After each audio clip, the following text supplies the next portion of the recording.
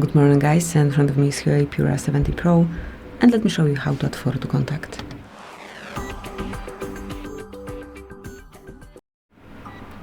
So at first open your phone gallery, then go to contacts, mark the contact that you want to personalize. Now select edit, click on profile picture, and now you can either take a photo right now or you can choose something from your gallery.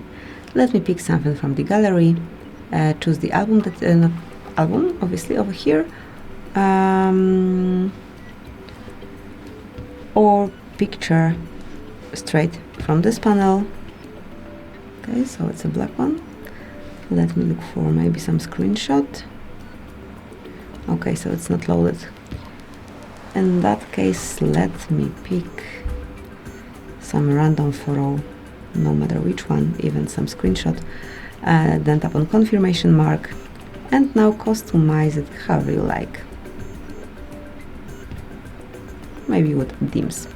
Let's do it like this, tap on confirmation mark, then save, and that's it. From now on, this photo is assigned to a particular contact.